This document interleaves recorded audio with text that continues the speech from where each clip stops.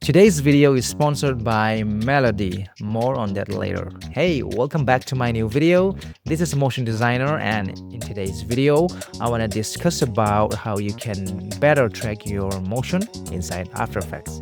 Let's get started. Alright, here I am in After Effects and I have my footage here and my assets here. You can download this project file from my Patreon page, and by the way, that's how you can support my channel. The link will be there in the description down below. Alright, so here what I mean by how you can better track your motion. Let's see, for example, I will track the camera. Just hit the track camera and we're gonna wait for a while for After Effects to analyze this. Alright, the tracking has been done. Let's see, let's scrub to the timeline and you can see After Effects has done a very bad job here. We can't see any tracking points here. You can see it barely tracked the motion. You'll be encountering this kind of tracking problem often if you're doing some serious editing in After Effects. So I can't use the camera tracker in this case, so let me just delete that. And let's say you want to track the motion, so let's go with the track motion. And if you scrub through the timeline, there's nothing here to track consistently throughout the timeline. So I think let's just try it, track motion. Let me see if I can track this Nike logo, right? I don't know, I don't think we can track any of this. Let's try it out. Or maybe I can just use this belt. I don't know what is it called, the helmet. Somewhere around here. Okay, maybe I have to go to the first frame, the beginning of the frame. You can see that you don't have any consistent. Okay, let's just drag. All right, there, right after there you have some problem on the tracking, right? Because the frame is not consistent, right? So I don't think that will work either. So what I do in this situation, I just open up Mocha. I just go to FX and Presets and search for Mocha AE, which is inbuilt in After Effects. So I'm gonna open up Mocha. Let's click on this Mocha logo that will open up Mocha. And here, let's just go to the beginning of this frame and let's just select this spline tool and let me just draw a mask around the subject's face, something like this, and let me just hit the track forward, right? So you can see that it's tracking very nicely. You can see that Mocha has done a very good job in tracking this. The tracking has been done. So after this, you can just hit on save and you can just close this out. You have the tracking information inside Mocha. But before we proceed, I want to talk about today's sponsor, that is Melody. I've been using Melody to soundtrack my videos and their new AI search feature is totally game-changing. Let me show you what I mean by that. So this is the website. Let's just go and browse music, and this is the AI feature where you can type in any prompt that you want. So let's just type in hip-hop sports trailer soundtrack. Okay, these are amazing soundtracks.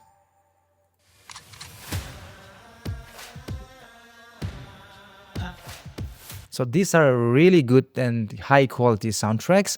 You can search whatever you can imagine. Let's just close this and let's just try cinematic trailer soundtrack. Well, I don't have to type in soundtrack every time.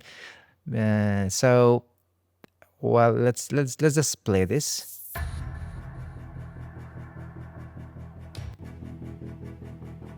You can see that these are really high quality soundtracks, and also here you can see at the right side you can just click on similar. That will filter you a list of similar soundtracks that like the one you have selected. So there are also other cool AI search tools. For example, let's say you watch a video and you like the soundtrack of a video. Say for example for this Peter McKinnon video editor for Peter, Wizard of Post. So this is the the music that I like, so I can just copy the URL of this. Let's just go to Melody and just click on the paste link, and you can just paste the link and find similar, and it will find a soundtrack similar to that. And the cool thing about their AI search feature is if you go and click on this sound like, you can find similar tracks from Spotify. Just click on that. I'll just go and search Justin Bieber. You can just click on that and it will find tracks similar to that song. If you have an MP3 file on your hard drive that you really like, you can even upload that MP3 file and find similar soundtracks, and that's really cool.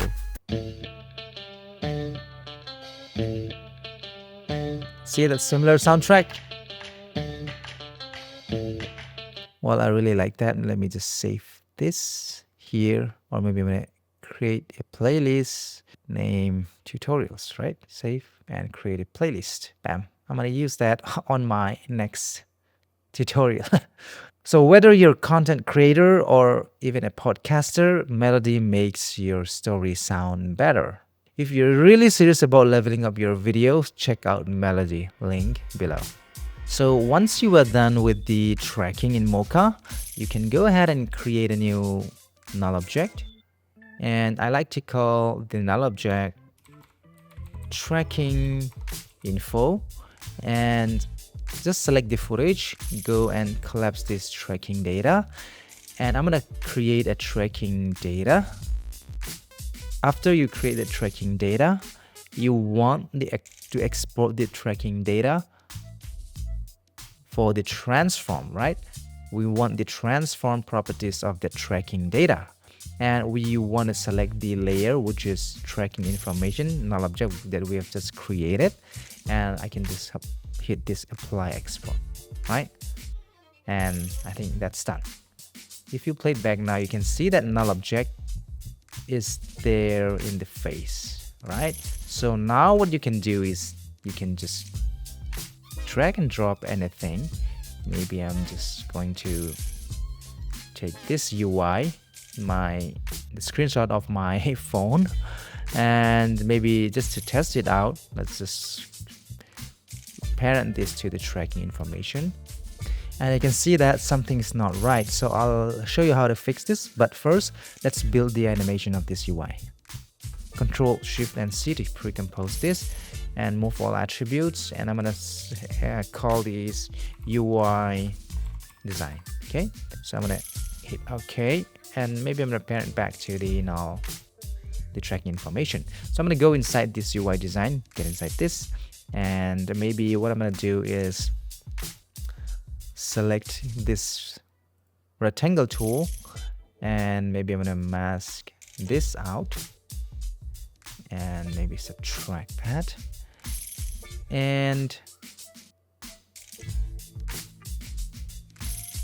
just turn on the transparency here, and maybe I'm going to take out this circle here. Maybe I'm gonna delete the mask first one, and I'm going to take only this one, and control and click on this to center the anchor point to the center. I'm gonna duplicate this, and maybe I'm gonna rename this circle, and I'm gonna hit M and delete the mask, and maybe I'm gonna select this rounded rectangle tool and just select the upper part here and rename this upper, duplicate this, hit M and subtract this, and maybe we're gonna use this to subtract even more, somewhere here, move it here, and maybe change this to add, and I think I don't need this, something like this. Okay, and I'm gonna select all of this and move it down a little bit to the center, and what I'm gonna do is I'm gonna create a new solid layer and just pick the color black, and rename this BG.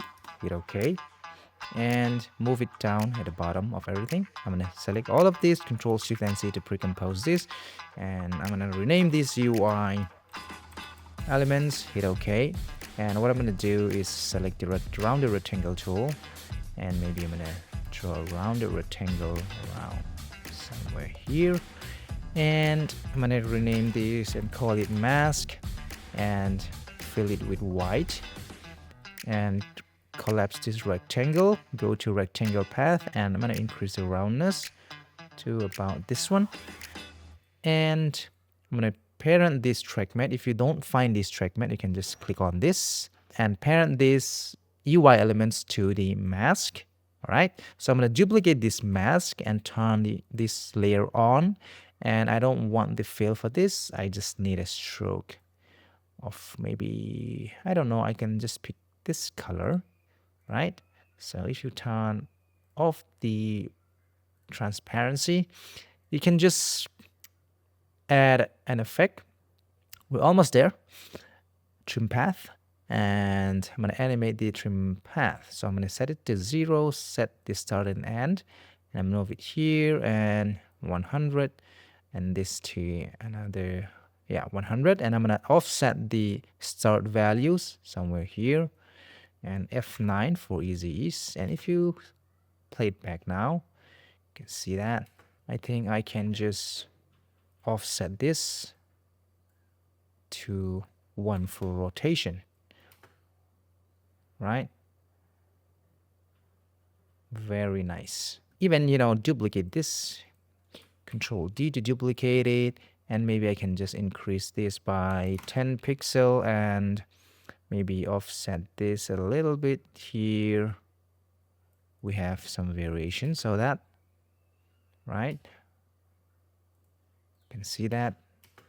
Maybe I can just crank this up maybe 20, and let's just go inside this rectangle stroke, and you can see here you have a sharp edge here, which I really don't like. So you can just change this line cap to round cap right there, right? It makes it a little bit nice like that. And what I'm going to do is animate this circle. So go inside this UI elements, and I'm going to go to circle and hit R, hold down Alt and click on the stopwatch. And what I'm going to do is type a little expression here, time times maybe 100, and whoa, time times 100. The higher the number, the faster the movement of this, right? So that's the basic and simple animation that I've just done with this. All right, let's just go back to the main composition here. And right now, if you play it back, you can see that you have this problem, scaling problem, right? So the way how I fix this is that you'll have to understand the tracking information for that. So with this null, we'll just extract, we're gonna just take the position information from this tracking information, right? So the way how you do is that you can select the layer, hit P for position, and select the tracking info, hit U to bring up the keyframes. And we're gonna parent the position. Maybe we'll just set this to none, and I'm going to select this pick whip and point it to the position, right? And right now you can see that it's only affecting the position, right? So hit R, Shift and R, and maybe I'm going to hit the rotation as well, and that way you can see that it's influenced by the rotation and position. So I don't need the scale because it looked really weird like that.